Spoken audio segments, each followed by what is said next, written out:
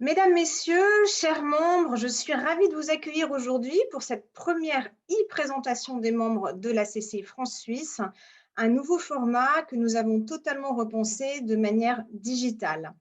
Alors, il est particulièrement essentiel pour nous en cette période de poursuivre notre action d'animation et de facilitateur de contact et de rester connectés avec nos membres, en continuant naturellement dans le développement de vos relations d'affaires au travers de nos événements que nous faisons évoluer et transposons de manière numérique et digitale. Aujourd'hui, j'ai le plaisir d'accueillir à mes côtés 4 intervenants d'univers très différents qui vont vous présenter de manière concise leur entreprise, leur parcours, leurs projets, mais aussi les motivations qui les ont amenés à rejoindre le réseau de la CCI France-Suisse. Avec tout d'abord Madame Aurélie Barren, qui est Sales et Online Business Manager chez Vollenweider Chocolatier. Monsieur Thomas Audier, directeur général de chez Citroën et DS en Suisse. Monsieur Michael Ratuzniak, directeur de l'agence de Zurich et membre de la direction du Crédit Agricole Nextbank. Et monsieur Alexis Barbet, spécialiste en communication et affaires publiques chez CAP Affaires publiques. Voilà, bienvenue à tous les 4 et un grand merci pour votre participation. Juste vous rappeler un petit peu le déroulé de ce format. Nous allons dans un premier temps procéder aux 4 présentations de nos membres, puis ensuite vous aurez la possibilité de poursuivre les échanges de manière plus individualisée dans une session de réseautage libre. Vous verrez apparaître un message sur votre écran et vous serez redirigé vers une salle de discussion en petit comité afin d'échanger avec les intervenants et les autres participants. Voilà, donc lors de votre connexion à la réunion et pour une meilleure identification, voilà, moi je vous conseille de peut-être renommer votre profil et de bien ajouter le nom de votre société. Après cette première session en sous-groupe, vous aurez la possibilité de quitter la réunion ou simplement de rester en ligne et de participer à une deuxième session d'échange. Voilà, je vous propose de démarrer les présentations et je suis ravie d'ouvrir cette e-présentation avec Madame Aurélie Barren. Bonjour, je m'appelle Aurélie Barren, je travaille chez Vollenweider Chocolatier. Je suis ici à la manufacture de chez Vollenweider à Winterthur. Je fais donc des activités de commercial. Je suis en charge du commercial et du marketing digital chez Vollenweider. Je veux bien qu'on passe à la prochaine slide. Merci. Non, celle juste avant, s'il te plaît. Voilà, très bien. Merci beaucoup.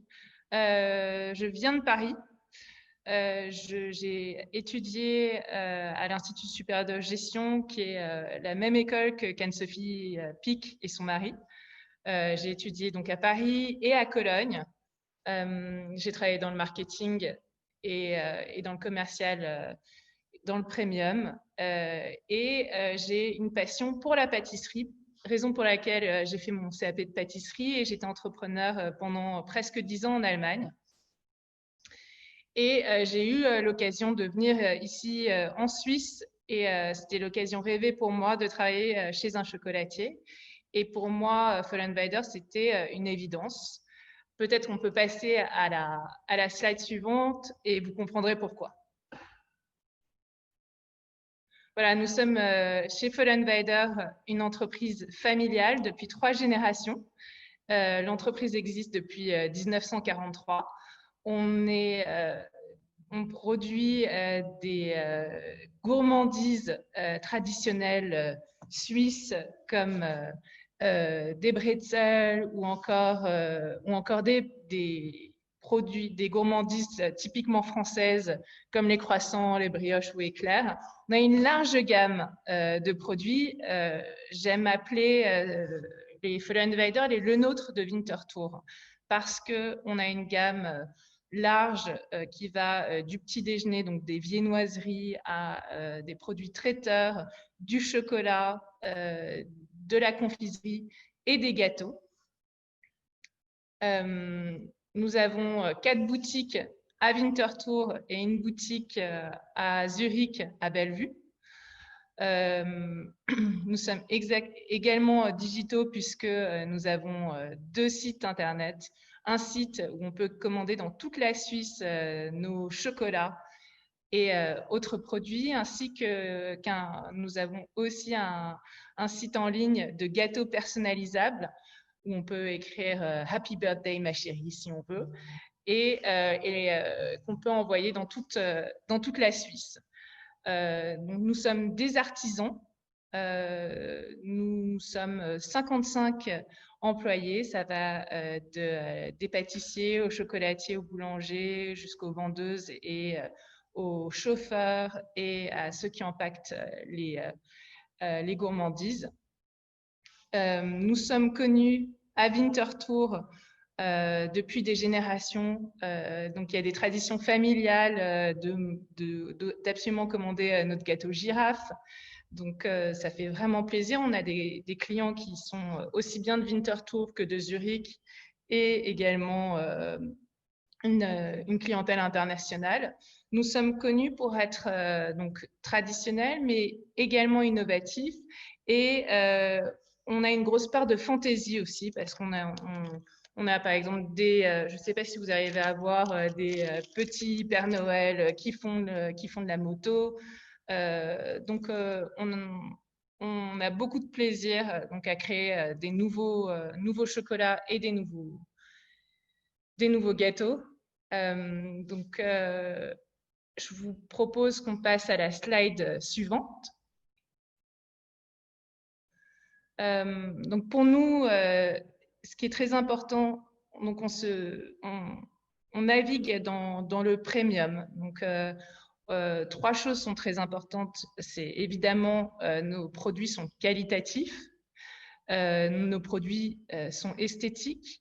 Et nous sommes très heureux aussi que nos vendeuses et notre équipe commerciale soient là pour conseiller nos clients, pour pouvoir personnaliser leurs envies. Donc, vous voyez ici que nos projets actuels sont de développer la clientèle B2B. En effet, on a une clientèle qui est surtout de boutique. Et donc, c'est relativement nouveau qu'on s'occupe des clients entreprises. Avec l'appui de nos sites internet, on est très content d'augmenter nos ventes en ligne, d'autant plus depuis le corona. On a fait exploser effectivement pendant Pâques le site internet, et donc les ventes en ligne ont explosé. Ensuite, on est très heureux à l'avenir de travailler avec le Café N77 à Bellevue, en ce moment, qui est prévu d'être ouvert bientôt. Et nous prévoyons une ouverture de boutique à Winterthur Lokstadt. Enfin, notre 3e pilier, c'est nous avons clairement nous sommes clairement francophiles et francophones, et nous sommes très heureux de proposer de bons produits français, notamment la galette des rois que certains d'entre vous connaissent déjà. Je propose qu'on passe à la slide suivante. Donc, nous sommes très heureux de faire partie de la Chambre de commerce et d'industrie France-Suisse, parce que on est très content de faire connaître nos produits. On se voit comme des fabricants de douceur et nous proposons des émotions à travers nos produits. Nous serions très heureux en tant que membre local de Winterthur et de Zurich d'organiser vos cadeaux d'entreprise et également et de pouvoir fournir vos événements. Et je vous remercie pour votre attention. J'espère que vous avez des questions pour moi. Je vous remercie beaucoup. Merci beaucoup Aurélie, merci de nous avoir fait saliver de bon matin avec toutes ces douceurs, et encore bienvenue à la Chambre. Merci. Nous allons maintenant changer d'univers, on va basculer dans l'univers automobile avec monsieur Thomas Audier qui va nous parler donc de ces 2 belles marques, Citroën et DS. C'est à vous Thomas. Bonjour à tous, c'est un plaisir de faire votre connaissance aussi. Le but de notre inscription à la CCI pour les marques Citroën et DS Automobiles, c'est de faire du réseautage tout simplement, donc d'apprendre à connaître et échanger avec les autres membres de la CCI. Et bien sûr, en tant que fournisseur de véhicules automobiles, si nous avons la possibilité de vous aider dans la gestion de votre parc automobile, c'est avec grand plaisir que nous ferons tout ça. Donc voilà, petite slide d'introduction sur notre entreprise. Comme je l'ai dit, moi je suis en charge de la distribution des marques automobiles Citroën et DS Automobiles en Suisse, par le biais de l'entreprise AC Automobile Schweiz AG. AC, c'est rien d'autre que les initiales de André Citroën. Et vous avez le logo Emile Frey dessous, puisque depuis un an, nous avons le plaisir de faire partie du groupe Emile Frey, qui est le leader automobile dans la distribution en Europe, avec plus de 600 garages en Europe, et surtout qui est aussi un des leaders automobiles en Suisse, en ayant l'importation de 12 marques automobiles, et pareil, un réseau de distribution automobile très, très fort et très implémenté en Suisse. Donc, c'est pour nous un grand plaisir de faire partie de ce groupe-là et d'avoir une approche suisse très locale pour la commercialisation de nos véhicules. Sur le slide suivant, je vais vous parler juste très rapidement de moi, de mon parcours. Donc, je suis d'origine française aussi, d'où mon rapprochement de la CCI. J'ai fait mes études à l'École supérieure de commerce de Montpellier en France et j'ai fait des échanges internationaux en Australie et aux États-Unis. Et après, j'ai rejoint le groupe Renault. Donc, avant d'être chez Citroën, j'étais chez Renault pendant quelques années en Suisse aussi, à plusieurs postes en tant que brand manager, area manager, mais aussi chez Dacia. Et dans le retail aussi, surtout dans nos filiales commerciales de Zurich. J'ai eu le plaisir d'aller chez Renault aussi quelques années à Dubaï pour développer nos activités sur les pays du Middle East. Et dernièrement, depuis bientôt 2 ans, maintenant, je suis directeur donc, des marques Citroën et DS Automobiles. Voilà, je propose de passer au slide suivant. Donc nous, comme je vous l'ai dit, on est là pour vous accompagner. Entre les marques Citroën et les marques DS Automobiles, on couvre une palette de véhicules qui permet de répondre à tous les besoins des entreprises, que ce soit en véhicule particulier, en véhicule professionnel avec les véhicules utilitaires, mais aussi avec une marque premium, la marque DS Automobile. Donc, je voulais vous parler rapidement des projets de développement que nous avons sur les marques en ce moment. Toute l'industrie automobile est entrée complètement dans l'électrification des véhicules pour avoir des véhicules plus propres. Et c'est sur quoi aussi nous sommes capables de vous accompagner, puisque nous développons une gamme complète de véhicules électriques, donc soit 100% électriques, comme la nouvelle C4 qui sera lancée en janvier, ou des véhicules hybrides comme le C5 Aircross qui est déjà disponible à la commercialisation depuis 1 mois ou 2. Et nous arrivons aussi sur les véhicules utilitaires qui sont eux aussi proposés en véhicules alternatifs 100% électriques avec une autonomie allant jusqu'à 330 km, donc qui permet aujourd'hui vraiment en Suisse de couvrir l'ensemble du territoire sur la journée sans charger le véhicule. Donc pareil pour la marque DS Automobile, je pense que c'est tous ceux qui sont d'origine française ont plus d'affinité avec la marque DS Automobile qui commence à être leader du premium sur la France. Et donc, pareil, nous arrivons sur la Suisse avec des super produits comme la DS3 Crossback e-Tense, qui est disponible en version thermique, mais aussi en version électrique. Et la DS7 Crossback, qui, elle, est disponible en version jusqu'à 300 chevaux, 4x4, plug-in hybride. Donc, des véhicules avec un super design et super agréable à conduire. Je vous l'ai mis en haut, un petit commentaire, mais vous voyez un petit peu à quelle rapidité le monde automobile va changer, puisque pour Citroën, d'ici 2025, nous proposerons l'ensemble de notre gamme de véhicules avec une alternative électrique. Encore une fois, soit plug-in hybride, soit 100% électrique. Et d'ici 2030, nous prévoyons de commercialiser seulement des véhicules électriques. La marque DS Automobile, elle, nous sommes champions du monde depuis 2 ans sur la Formule E. Donc, j'espère que vous avez switché un petit peu de la Formule 1 à la Formule E, qui est aussi très intéressant à suivre en TV. Et pareil, DS Automobile est né il y a seulement 5 ans. Donc, on est né en étant vraiment le leader sur l'électrification. Et vous voyez que dès aujourd'hui, l'ensemble de nos modèles sont proposés en énergie alternative, donc 100% électrique ou plug-in hybride. Et que d'ici 2025 déjà, nous proposerons que des véhicules électriques. Donc voilà, je vous propose de passer sur le slide suivant. Merci. Tout ça pour vous dire que nous sommes là présents pour vous accompagner dans la gestion de votre parc automobile et qu'aujourd'hui, les véhicules électriques font partie intégrante de l'image de marque que vous pouvez donner à votre entreprise puisque les clients attendent de plus en plus que nous soyons écologiques. Et donc voilà, je serai ravi dans la séance d'après d'échanger avec vous si vous avez tout intérêt à échanger sur l'automobile, sur Citroën ou tous ces sujets-là.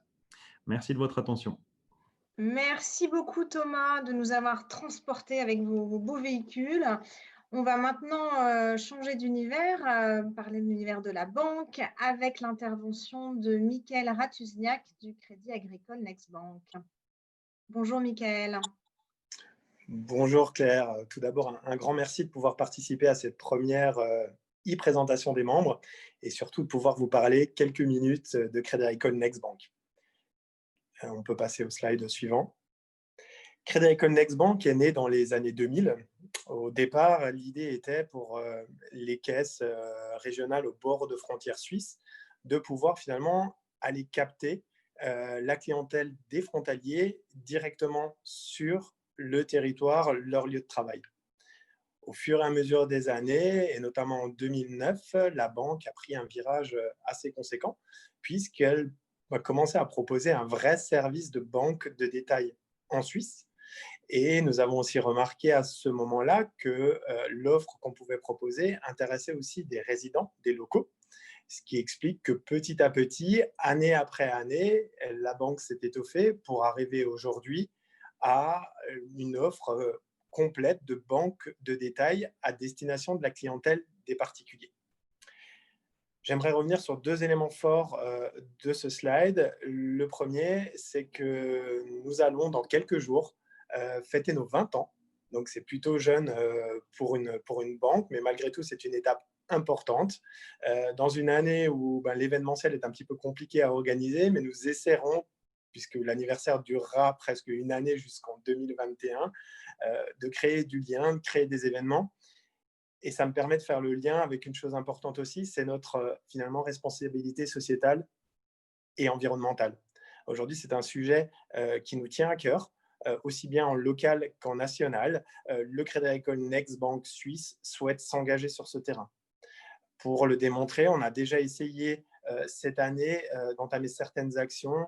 Pour exemple, le 8 octobre, nous avons marché pour Ella avec 1 million de pas qui ont été faits par tous les collaborateurs de la banque, qui ont permis de verser une contribution à cette association, et aussi des initiatives plus locales, plus proches de nos territoires, comme ici à Zurich, où à la réouverture du lycée français, après l'épisode Covid en mars, nous avons distribué 4000 masques. Donc c'est tout ça l'enjeu de cette responsabilité, c'est aussi bien proche de nos territoires qu'au niveau national, d'aller faire des actions qui sont finalement, mais c'est quoi notre rôle aujourd'hui dans cette société et c'est quoi notre rôle sur le territoire suisse. Nous pouvons passer au slide suivant. En ce qui concerne mon parcours plutôt typique avec un parcours universitaire bancaire dans la région de Strasbourg, une première expérience professionnelle en France auprès de BNP Paribas.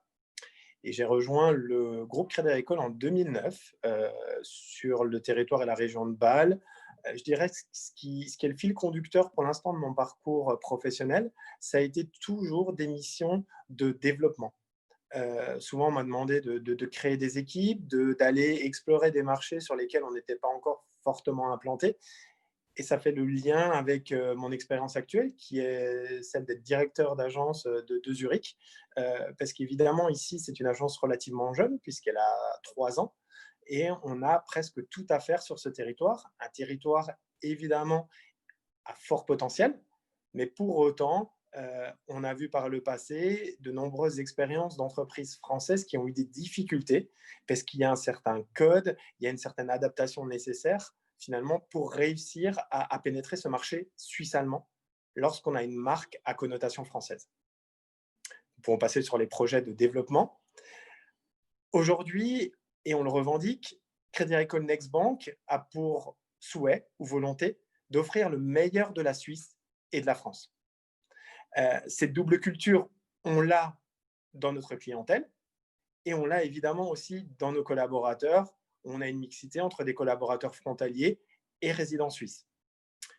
Ça permet aussi de faire un focus sur un besoin important, c'est finalement l'accompagnement de la clientèle expatriée francophone lorsqu'elle arrive sur le territoire suisse.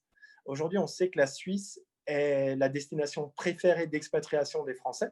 Nous sommes avec 180 000 expatriés francophones actuellement. Notre devoir, c'est de les accompagner le mieux possible dans toutes ces démarches.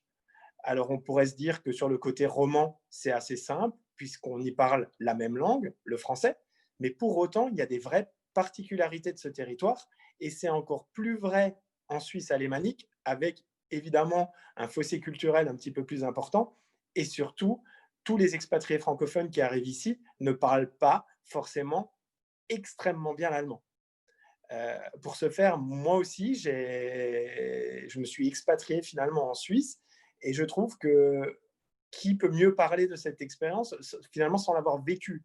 Le fait de l'avoir vécu, c'est, et oui, nous avons aussi fait certaines erreurs, on s'est fait avoir à certains endroits, mais on arrive aujourd'hui à accompagner nos clients dans ces projets de vie qui sont importants. Et notamment un axe, c'est l'accession à la propriété, qu'elle soit en Suisse ou en France, avec un système hypothécaire suisse qui est quand même fondamentalement différent par rapport au système hypothécaire qu'on connaît en France. Et enfin, évidemment, un troisième pilier, c'est de s'appuyer sur la force de notre groupe. Aujourd'hui, le groupe Crédit Agricole démontre depuis le début de cette crise sanitaire et économique toute sa résilience à travers des messages forts et des engagements importants. Pas plus tard qu'hier, le groupe s'est engagé sur l'emploi des jeunes avec un bilan quand même assez incroyable. C'est qu'en 2020, le Crédit Agricole aura embauché 18 000 nouvelles personnes, donc 4 700 apprenants. Et en 2021, l'engagement du groupe est de favoriser l'emploi des jeunes, parce qu'il y a des situations actuellement en France qui sont plutôt tragiques, où vous arrivez à des 50% de taux de chômage sur les moins de 25 ans. Donc, il y a à la fois, évidemment, un rôle financier, accompagner nos clients sur des projets de vie, mais aussi agir dans l'intérêt, finalement, de notre société et de nos clients. Nous pouvons passer sur le dernier slide. En ce qui concerne nos attentes relatives à l'adhésion auprès de la Chambre de commerce et d'industrie franco-suisse, je dirais aujourd'hui, l'enjeu de la Chambre, c'est d'accompagner des entreprises qui viennent s'installer sur le territoire suisse. Nous, notre enjeu, c'est d'accompagner finalement toutes les expatriations qu'il pourrait y avoir associées finalement à ces mouvements d'entreprises qui testent ce marché suisse. Pas que, c'est aussi évidemment de pouvoir proposer à l'ensemble des membres un conseil privilégié, personnalisé, qui nous permette aujourd'hui de répondre à des questions transfrontalières qui sont pour le moins souvent pas évidentes. Typiquement la fiscalité intra-pays, comment est-ce que ça se passe pour financer un bien en France lorsque je suis en Suisse. Des questions fondamentalement importantes lorsqu'on engage un mouvement vers la Suisse. Et évidemment, un des enjeux, c'est de faire rayonner la marque Crédit Agricole Next Bank à travers ce territoire à fort potentiel qu'est la Suisse. Merci de votre attention. Merci beaucoup, Mickaël, pour cette présentation. Je vous propose de terminer avec Monsieur Alexis Barbet, voilà, qui va effectivement nous présenter son entreprise. Bonjour à tous et à toutes, je m'appelle Alexis Barbet et je suis très heureux de pouvoir vous parler ici en quelques mots de mon entreprise Cap Conseil en affaires publiques, qui est une entreprise solo dans laquelle je joue tous les rôles et c'est quelque chose que je souhaite à n'importe quel indépendant parce que c'est assez amusant. La société a été fondée en 2015 sous forme de société anonyme et elle est active dans le conseil en communication pour toutes les entreprises qui ont affaire au pouvoir public, c'est-à-dire au gouvernement ou à l'administration suisse. Son but est de percer le mur de l'incompréhension entre le secteur privé et les pouvoirs publics pour aider les entreprises à faire aboutir leurs projets. C'est ça notre raison d'être, disons, c'est d'aider les entreprises à faire aboutir leurs projets. Alors, sur les petits dessins, sur le petit dessin de gauche, vous voyez le monde des PME en vert, et puis la pyramide du monde des pouvoirs publics avec en Suisse les trois niveaux communal, cantonal et fédéral. Et puis, on s'aperçoit qu'entre les deux, il y a souvent un écart de compréhension, il y a un écart d'objectif qui est dû au fait que les entreprises ont des impératifs de timing, de temps et de rentabilité, et que les pouvoirs publics n'ont pas ces impératifs-là, mais ils ont des impératifs essentiellement d'égalité et de respect des lois. Et donc, il s'agit de trouver un langage commun entre ces deux mondes pour pouvoir faire avancer les projets des entreprises. Alors, il y a 4 axes de travail. Il y a tout un axe d'analyse du projet. Il y a un autre axe qui consiste à faire de la facilitation, c'est-à-dire à aider le client à identifier les bons interlocuteurs dans la fonction publique pour faire avancer son projet. Le réseau de Cap Conseil en affaires publiques est également mis à disposition de ses clients, naturellement, particulièrement dans le domaine de la communication, de la construction de sites Internet, etc. Et puis enfin, il y a un 4e axe qui est un axe de lobbying dans lequel on aide les clients à influencer ou à modifier la perception du grand public au cours de votations ou la perception d'organismes législatifs plus précis comme le conseil municipal ou le grand conseil sur leur perception d'un projet. Alors, on peut passer au slide suivant. En ce qui me concerne, je suis diplômé de l'école hôtelière de Lausanne. J'ai fait une longue carrière bancaire et communication dans une grande banque privée de la place. Et j'ai passé en 2011 un CAS en Corporate Communication qui m'a donné envie de continuer dans ce domaine-là plutôt que dans le domaine bancaire. Parallèlement à ça, j'ai été… Non, voilà, merci. Parallèlement à ça, j'ai été conseiller municipal en ville de Genève entre 2003 et 2012, donc à l'échelon communal. Et puis, à partir de 2012, j'ai été élu député au Grand Conseil de Genève, ce que je suis toujours, donc à l'échelon cantonal. On peut passer à la slide suivante. C'est de ces deux parcours, disons, est venue l'envie de créer Cap Conseil en affaires publiques et unir les deux mondes qui sont les mondes politiques et les mondes professionnels. Les projets que j'ai en développement, c'est que j'ai décidé d'extraire le côté analyse de l'axe des travaux de Cap Conseil en affaires publiques et d'en faire un package unique dans lequel on couvre à la fois le côté analyse du projet, donc contexte, analyse de l'entreprise, analyse du projet lui-même, où on fait également une analyse de l'environnement à la fois administratif et légal pour savoir dans quelles eaux on nage et quelles sont les contraintes du projet de l'entrepreneur. Et enfin, on décline une stratégie dans laquelle on identifie les alliés et les adversaires de ce projet, on propose des outils commerciaux et on présente un timing du modus operandi de ce qui pourrait être la suite de la relation avec le client. Tout ça est proposé à un prix unique de 1 000 francs. Voilà, on peut passer à la slide suivante. Quelles sont mes attentes relatives à l'adhésion? Alors, c'est relativement classique. La première chose, c'est le développement du réseau de Cap Conseil en affaires publiques. La deuxième chose, c'est la stimulation de ma réflexion grâce à l'échange d'idées. Et il y en a beaucoup dans les membres de la Chambre de commerce et d'industrie France-Suisse. Ne serait-ce que maintenant, j'ai entendu que Crédit Agricole Next Bank essayait d'accompagner ses clients pour les aider à comprendre les mystères du marché suisse lorsqu'ils sont français.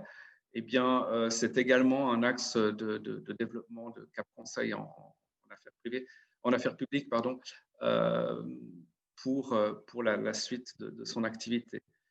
Et enfin, mes attentes, c'est la mise à jour de l'actualité économique et politique française en Suisse, grâce aux publications que fait la Chambre de commerce et d'industrie régulièrement et qui me tiennent au courant de tout ça. Voilà, je vous remercie de votre attention. Merci beaucoup, Monsieur Barbet. Merci à tous les 4 pour ces photographies très intéressantes et très synthétiques de vos activités respectives.